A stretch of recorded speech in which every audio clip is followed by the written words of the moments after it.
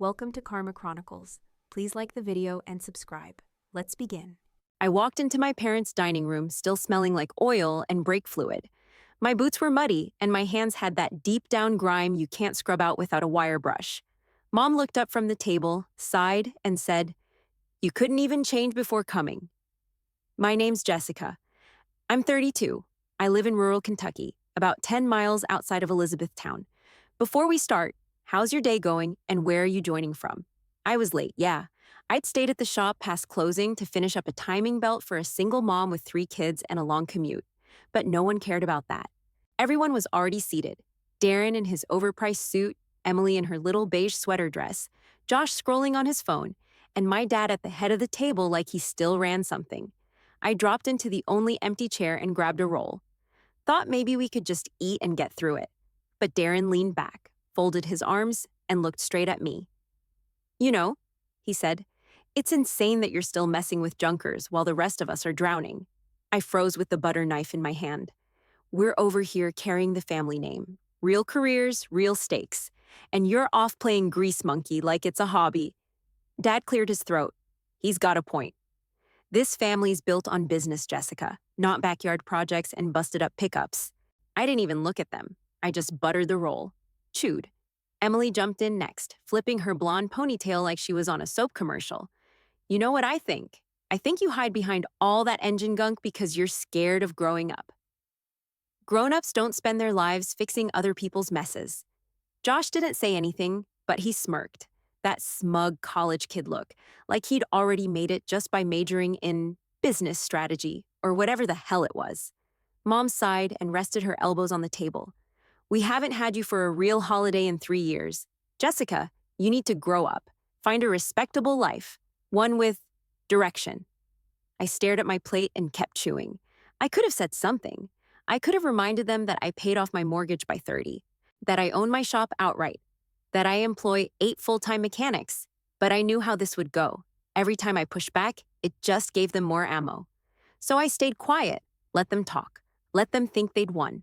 And when dinner ended, I stood up, grabbed my keys, and walked out the front door without saying goodbye. I was halfway to the front porch when Darren called after me. "We're not done, Jess." I didn't stop walking, but of course he followed. The screen door slammed behind him. "You missed Claire's baby shower last month. You remember Claire, right? Our cousin, the one who actually stayed in touch with the family." I had a customer stranded in Louisville with 2 kids and a dead alternator. He scoffed. "So you picked some random overfamily." Again, I didn't answer. Didn't need to. He kept going. "You didn't even return Emily's text when she asked for help with the florist deposit. She needed $3,000. That's not even real money. She wanted it 2 days before payday." Emily appeared behind him on the porch like she'd been waiting for her cue. "It wasn't a gift, Jessica. It was a loan. I said I'd pay you back." "You quit your job to plan a wedding," I said. "How exactly were you planning to pay anything back?" Emily folded her arms. "It's called taking a leap. You wouldn't understand. You've been stuck in the same ratty shop since you were 22. Darren laughed. "Seriously, you're pushing what? 33 now. Still driving that rust bucket. Still hands deep in busted radiators. Meanwhile, we're out here building futures." Josh had joined them by then, standing barefoot in the doorway with a paper plate full of pie. "Honestly, Jess, from a resume standpoint, it looks unfocused. Like you've got all these side things and no upward trajectory. Employers don't like that." "I am the employer." Josh smirked like I'd made a joke without meaning to. Mom opened the door and leaned out. "Sweetheart, we're not saying you're not trying. We're just worried. This shop thing, how long are you going to chase it? Don't you want something with a ladder, somewhere to grow?" I turned to face them all. "I have grown. You just don't see it." Dad cleared his throat from inside. "Then maybe it's time to do something we can see." That's when it clicked. This wasn't just a dinner that went off the rails. This was planned.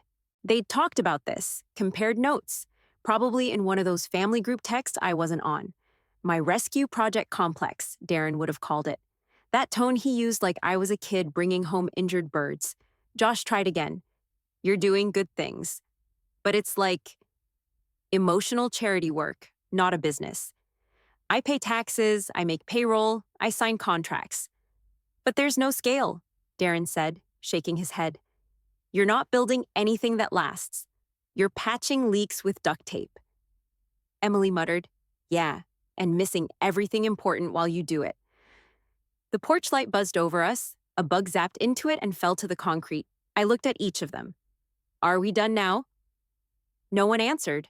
I walked to my truck, climbed in, and slammed the door harder than I needed to. The drive home was dark and quiet, two-lane roads and empty fields. I didn't put on music. I didn't call anyone.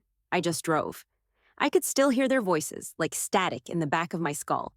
All that crap about real work, respectable lives, professional image. But they didn't know a damn thing about what I do. They'd never been there at 6 a.m. when I opened the shop for the guys. Never seen the scholarship checks I sent out each spring. Never once asked how I kept my books, how many clients we had, how many families got to keep their cars because of us. They didn't want to know. Because knowing would mean admitting I'd built something real. And that didn't fit the version of me they'd already decided was broken. 3 weeks later, Darren's name lit up my phone at 6:42 a.m. I let it ring once before answering. Yeah. He didn't even say hi, just jumped straight in, voice tight and breathless. I need to meet, today. It's serious. I leaned against my shop door, coffee still in hand. Define serious. One of my real estate deals collapsed. The bank yanked our bridge funding, and I've got payroll due Friday. 20 people, Jess. I'm about to ruin 20 people's lives. I didn't say anything. There's a diner off Route 62, he added, near the bypass. Noon. I finished my coffee and said, I'll be there. He was already sitting when I walked in. Corner booth, hunched over a tablet with spreadsheets open. He looked like hell. Shirt wrinkled, tie crooked, eyes bloodshot with heavy bags under them. Darren used to be the clean one, the polished one. Now he looked like he'd been sleeping in his car. I slid into the seat across from him. Coffee, I asked. He shook his head. Had 3 cups already. Then he pushed the tablet aside. Look, I know we've said some things, but right now, I don't care about any of that. I didn't respond. I just waited. This building I was flipping, downtown development, got hit by zoning delays. Then the buyer backed out. We were mid-Reno. We'd sunk close to $1 million. The carrying costs killed us. The bank pulled the plug last week. Now I'm staring down layoffs and lawsuits. He paused, looking at me like I was supposed to gasp or say how sorry I was. I just nodded once. So what do you want from me? I know you've got friends, he said. Contractors, tradespeople, people with cash but no place to park it legally. I figured maybe one of your people might want to partner. Come in as a silent, just to cover the gap, then get out once we stabilize. I raised an eyebrow. You think my clients are tax shelter hunting? He laughed once, sharp and tired. I mean, yeah? You work with blue-collar guys who make a lot more than people think. You know how to move money quietly. You're in the world I'm not. That's what I need right now. Someone who understands backdoor capital. You ever ask what I actually do, Darren? He rubbed his face. I assumed, I don't know. You've got a shop. You help people. You're connected. That's all I need to know right now. I studied him. His hands were trembling a little, jaw tight like he'd been grinding it in his sleep. Or maybe not sleeping at all. I'll see what I can do, I said finally. He blinked. Really? I'll talk to some people. No promises. He exhaled like someone had let the air out of his lungs. Thank you. Seriously. You don't know what this means. I didn't answer that. The waitress came by and asked if I wanted anything. I said no. Darren sat back like the weight had shifted off him just for a second, but I could tell it wasn't going to last. This wasn't a patch job problem. This was foundational, structural. He was rotting from the inside out and trying to paint over it with buzzwords and investor lingo. Still, I kept my voice even. Send me your numbers and the original deal sheet. I need to know what I'm asking people to look at. Will do. He nodded like we were sealing a deal. You're saving my ass here, Jess. I slid out of the booth. We'll see. And I left him there, surrounded by cold eggs, broken numbers, and a mess he'd made all by himself. 2 days after the diner, my phone rang again. Emily this time. I was under a lifted SUV doing a rusted-out exhaust replacement when it buzzed in my pocket. I let it go to voicemail. She called back 5 minutes later. I slid out from under the car, wiped my hands, and picked up. Hey, I said flat. Oh, thank God, Jess. I didn't know who else to call. Her voice was high and tight, like it had been holding back tears. I waited. Trevor's parents backed out. They said the wedding's too financially irresponsible right now. We already signed the venue contract. I lost the deposit. Over 8 grand, gone. I didn't say anything. She kept going. And I quit my job to plan this full time. I thought we had support. Now it's all on us. And I've got no income, no savings, nothing coming in. Trevor's job barely covers rent. I leaned against the tool cart, breathing through my nose. I know you probably don't have the cash lying around, she rushed out. But I was hoping maybe one of your contacts, one of your shop guys. You've got friends with money. Maybe someone would want to invest in the planning side of things. Or even just, like, a personal loan. I waited a beat. You looking for a donation or a business deal? Emily hesitated. I guess either. I nodded to myself. All right, send me the numbers. I'll see what I can do. The next morning, I checked my email and found a pitch deck from Josh. Subject line, exciting opportunity. Let's talk. I opened it between calls at the front desk. His idea, a financial coaching startup that offered life literacy packages to college grads and early professionals. The slides were full of vague buzzwords: scalable, disrupt, community empowerment, cross-platform growth. Slide 7 listed seed capital needed, $60,000 to $100,000. At the bottom, let me know if you or any of your clients might be interested in backing something innovative and high impact. No greeting, no questions about how I was doing. I didn't reply, not yet. Later that week, my parents called. I was just finishing payroll when the landline at the shop rang. No caller ID, but I knew the number. Hey, sweetheart, Mom said. Her tone was gentle, too gentle. Everything all right? I asked. Dad took the phone. We've got a situation. I braced myself. The hardware store's bleeding out, he said.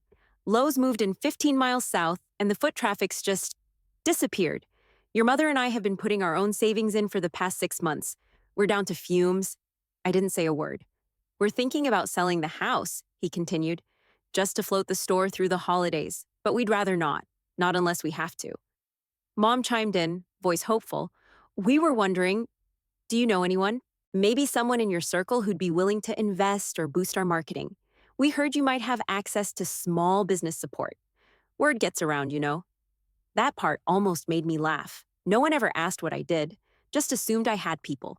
Some vague circle of mechanics and small-town fixers with hidden bank accounts. They didn't want details. They just wanted help. Okay, I said. Send me your numbers, your current revenue, and any old marketing materials you've got. I'll look into it. You're a lifesaver, Mom said, relieved. We knew you'd come through. She said it like this was the first time she'd believed in me.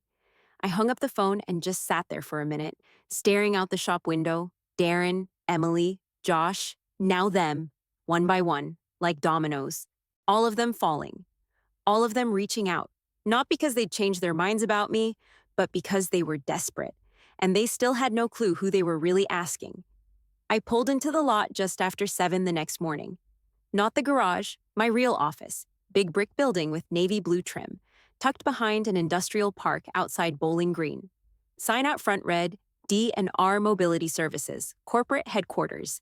Inside, it smelled like fresh coffee and floor wax. Morning, Jess, Kelsey said from behind the front desk. Headset on, already clicking through spreadsheets. Quarterlies. I asked, heading toward the elevator. On your desk. Drew's got the operations report. HR sent over the new applicant pool for the apprenticeship program. It's up 12%. I nodded. Elevator doors opened. Top floor. My office overlooked the west end of the city. Warehouses, roads, lots of trucks. People working. Actual labor. That's what built this. Not PowerPoints or pitch decks. I sat down, flipped through the first binder.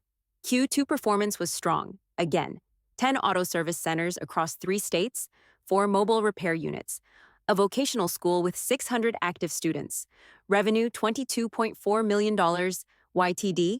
I signed off on the payroll sheet, flagged a supply chain issue, then reached for the red folder Kelsey had slid under the stack. These weren't regular requests. These were internal submissions, tagged family, private review only. First page, Darren. He'd applied for an emergency business loan through our Small Business Revitalization Fund. Claimed job loss impact, pending lawsuit, and urgent staff retention needs. The numbers were garbage. Too leveraged, too many unpaid vendors, No community reinvestment at all. Rejected. Next folder, Emily. She'd submitted a $50,000 personal hardship grant through our Women's Employment Assistance Program. Her form claimed career disruption due to family planning responsibilities. I stared at that line for a full 10 seconds. Emily hadn't worked in over a year. No resume, no active job search, no professional licensing. The grant required at least 6 months of documented job-seeking effort. She had none. Rejected. Third folder, Josh, an application for our entrepreneurial launchpad fund. His deck was word for word what he'd emailed me. All fluff, no data, no underserved target market, no sustainability plan.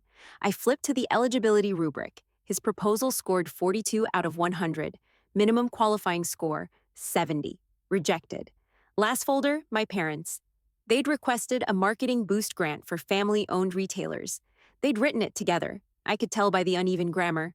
Said they were struggling against corporate threats and looking to reinvest in the community. Problem was, their store catered exclusively to upper-middle-income homeowners. Boutique tools, custom fixtures, imported hardware, no sliding scale, no local job training, no community repair partnerships. They didn't qualify, not even close. I sat back in my chair and stared at the 4 folders. Not one of them had asked me what I did, not even once. They just assumed I knew people, thought I was still under a hood, scraping by. They couldn't wrap their heads around the fact that I was the one creating the programs they were now begging from. The irony, the whole system, these grants, these funds, I'd built it for people exactly like them. People who'd been kicked down by life and needed a path back up, but there were rules, standards. You don't get to skip the line because we share DNA. I flipped back through Darren's numbers. His overhead was ridiculous. No contingency plan, no real HR structure. Just ego and chaos. Emily's was worse. She wanted a check for being in over her head with no plan to get out. Josh treated entrepreneurship like a college elective. And my parents? They were business owners with no actual business plan. The kicker, I wrote the guidelines, every clause, every qualification. These weren't just rules I enforced. They were rules I'd lived by to build what I had. And now, all of them were asking for shortcuts through a system they'd never believed I could even belong to. I closed the last folder, stacked them neatly, and buzzed Kelsey. Go ahead and process these, standard rejection letters. You got it, she said. Any personal response on these, or straight copy? Straight copy. I paused. They'll get the message. Understood. I leaned back in my chair, staring out at the city. It was almost funny. All this time, they thought I was just fixing cars. They still didn't get it, but they were about to. There was a knock on my office door at exactly 9:58 the next morning. Kelsey's voice came through the intercom. Darren's here. I stood, adjusted the sleeves of my button-down, and said, send him up. A minute later, he walked in like he wasn't sure he was in the right place. Is this your office? I nodded. He glanced around, eyes bouncing between the conference table, the framed awards on the back wall, the skyline view. His eyebrows pulled tight. I thought, he started, then stopped. What is this place? I motioned to the seat across from mine. Sit down. He did slowly, like his body had finally caught up to how wrecked his situation really was. I picked up the red folder with his name on it and set it between us. This is your loan request, I said. We reviewed it. He gave a nervous laugh. We. My team. I run the fund you applied to. I own the company it's part of. He blinked like I'd slapped him. You own this. All of it. I flipped open the folder. You're over-leveraged, have no crisis reserves, and haven't reinvested in your team or community. Your entire operation's built like a house of cards. I told you it collapsed because of a bank pull. No, it collapsed because you structured it for optics, not stability. No one's going to fund that. Not me. Not anyone who's actually done this before. He shifted in his chair, hands clenched. Jessica, this isn't just numbers. This is my life. This is my people. I've got families depending on me. I have 200 employees, I said, and 600 students in trade programs. You're not the only one carrying weight. He went quiet. I let the silence hang there. Look, he said finally, voice lower. I was wrong about a lot of things. I didn't know. I had no idea you built all this. I nodded once. I know. He swallowed hard. There's nothing you can do. No funding, but I pulled a flyer from my desk drawer and slid it toward him. We offer a business recovery coaching program. It's unpaid, but it's good. You'll have to submit your full records, stick to a 12-week turnaround plan, and let someone else run your books for 6 months. He stared at the flyer like it was a punishment. This is what you'd offer any stranger? He asked. This is what I'd offer any business owner in your situation. He nodded, eyes still on the paper. And what if I don't make it? Then you start over, I said. Same as the rest of us. He sat there for another minute, then stood up slowly. I guess I thought you were still under a lift somewhere, still scraping by. Yeah, I said. You weren't the only one. He nodded again, slower this time. Then he left. No handshake, no final plea. Just walked out with his shoulders heavy but a little less fake pride weighing him down. And for once, he didn't look angry, just small, like he finally understood how far I'd come and how far he'd fallen. The next morning, Kelsey buzzed me while I was reviewing the new internship pipeline. Emily's here, heels and attitude like you predicted. I sighed and stood. Bring her in. She strutted through the door 2 seconds later, hair curled, sunglasses still on, heels clicking like a metronome across the hardwood. She looked around my office like she expected me to offer her a glass of champagne. I thought I'd be meeting with the program director, she said. You are, I told her, and also the CEO. That stopped her. One heel midair, blinked once like the sentence didn't register. You run this place. I built it. She smiled, tight and forced. Wow, good for you. She dropped into the chair across from me and crossed her legs like we were negotiating a spa opening. I'm assuming you've seen my application, she said, flipping her hair. I have. I figured you'd know it's kind of. Special circumstances. The wedding imploding, the deposit lost, my job situation. You quit, I said. Well, yeah, but I was planning to go back after. You haven't held steady employment in over a year, I said. That violates the basic requirement for the Women's Employment Assistance Grant. She shifted, smile gone. So what? Because I paused my career to build something personal, I get penalized. This isn't a penalty, I said. It's a program designed to help working women rebuild careers, not to bail people out of wedding decisions. She leaned forward. I'm your sister. I showed up today hoping for help, and you're treating me like some name on a form. I didn't blink. That's what you were, a name on a form. You didn't come here to talk. You submitted an application with 0 qualifications and expected a yes. Her jaw tensed. You know what this looks like, Jessica. Abandonment. I leaned forward too. This isn't abandonment. This is holding you to the same standards I built for everyone else. You don't get a shortcut because we share blood. She stared at me, mouth half open.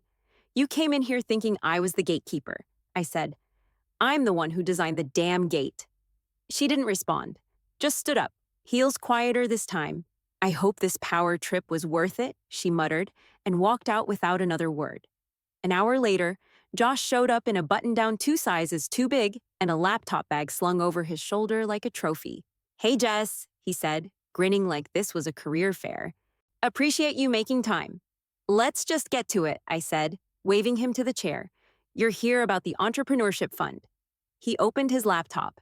Yep, got the whole deck right here. It's a hybrid coaching/financial planning concept aimed at Gen Z and late millennials.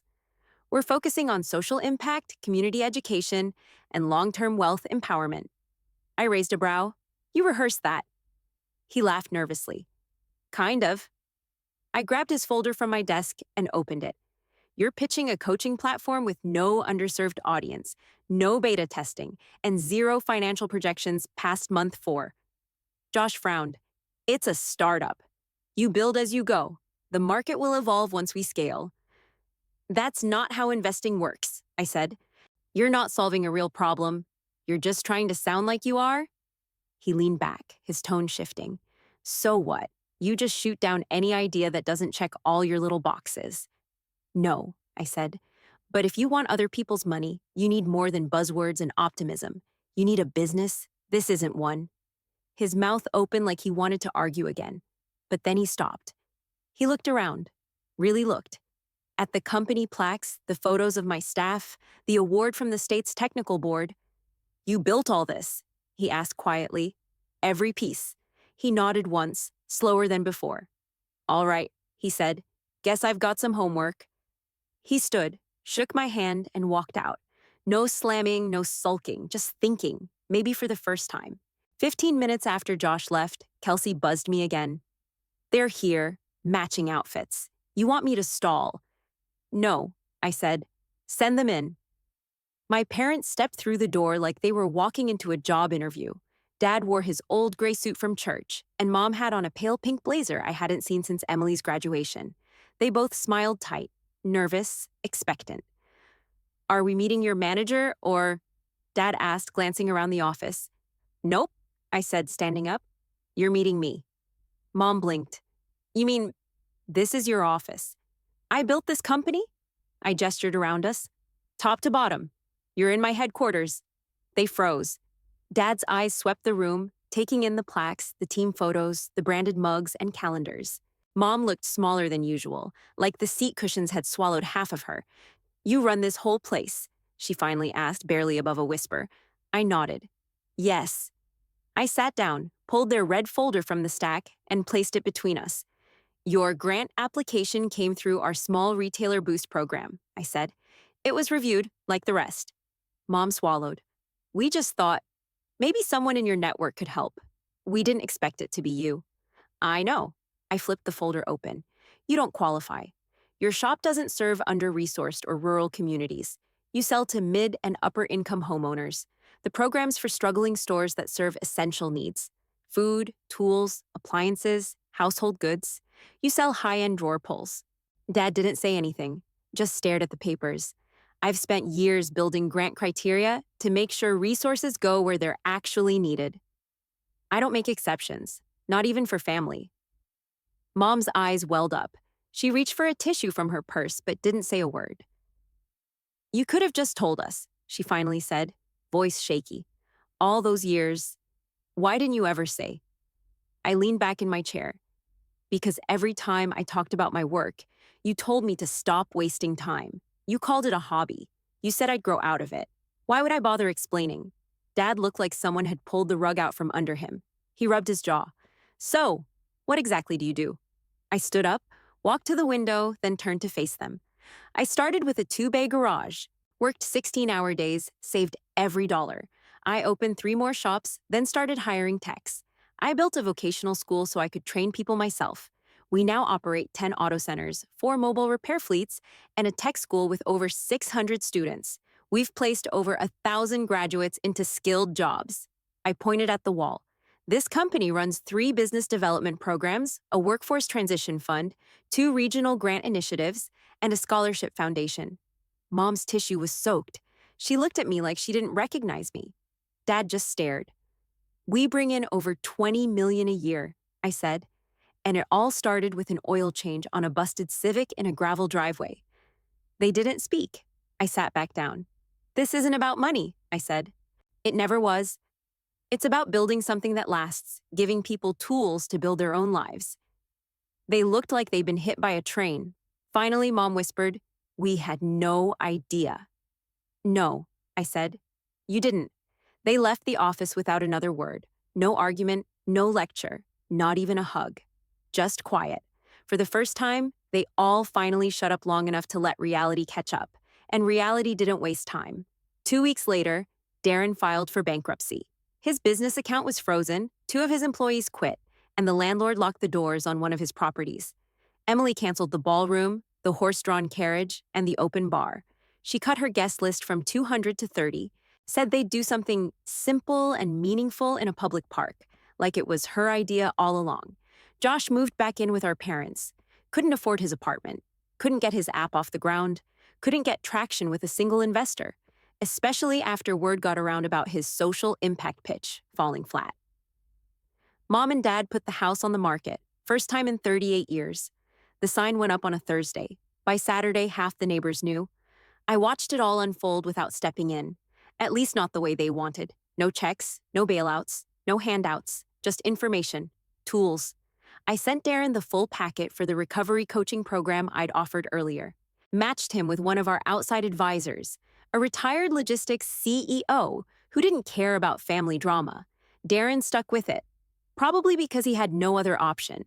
6 weeks in, one of our partner companies, a fleet repair outfit out of Lexington, brought him on as an operations analyst. Not management, no title, just work. But it paid. Emily, for all her pride, eventually took the job retraining course I forwarded her.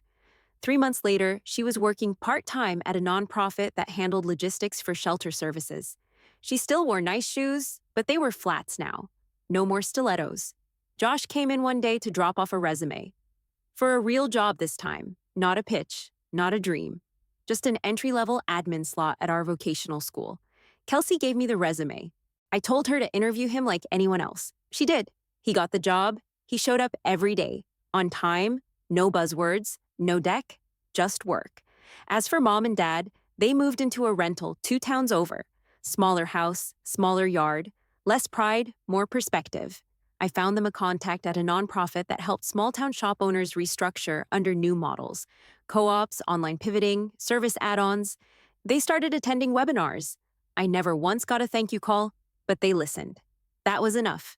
The change didn't happen all at once. Nobody suddenly turned into a saint, but they softened, dropped the smugness, started asking more and assuming less. Darren sent a text one morning. "Thanks for connecting me. I'm doing better. Let's grab lunch sometime." Emily emailed me a photo of her new office cubicle with the caption, "It's small, but it's mine." Josh left a post-it on my desk that read, "Didn't get it before. I do now." It took collapse to wake them up. Took failure to make them see value outside the family bubble they'd worshipped for decades. They weren't special, but they were salvageable. And for the first time in years, I could breathe around them. Because now, finally, we were speaking the same language. Work, effort, consequences.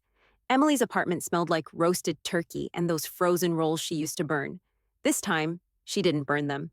The place was small. 2-bedroom walk-up with mismatched chairs and a folding table covered by a wrinkled plaid cloth. No centerpieces, no crystal. Just real food, real plates, and people finally sitting down with their pride checked at the door. Darren passed me the mashed potatoes. "Before we eat," he said, clearing his throat, "I just want to say something." Everyone looked up. He glanced at me. "Jess, thank you. You didn't have to help. You did anyway. You saved me from wrecking more than just my business. You saved me from myself." I nodded once. That was enough. Emily looked up from the stuffing. "I'm sorry," she said, voice low, "for everything I said, for assuming, for acting like I had it harder than you." She looked around the room. Turns out I didn't know what hard looked like. Josh wiped his mouth with a napkin. "Same here. I thought work meant pressure, meetings, building a brand. I didn't know real work meant showing up when no one's watching, being useful without needing a spotlight." I didn't say anything. Then Dad leaned forward, elbows on the table. "I was thinking about your shop," he said. "You got 10 locations, right? What's your retention rate on techs? You ever deal with trade school accreditation issues?" That was the moment. Right there. Real questions. From him. Not to test me, but to understand. I met his eyes. "We keep about 87% of our techs year to year. We partner with the state board for our curriculum, and we fund 2 in-house trainers full-time. One came up through our first class." Dad leaned back, nodding slow. "That's impressive." Mom didn't speak for a while. She just stared at me like she was still seeing someone new. Then her lips started to tremble. "I missed so much," she whispered. I reached for my glass. "The job was never about being rich," I said.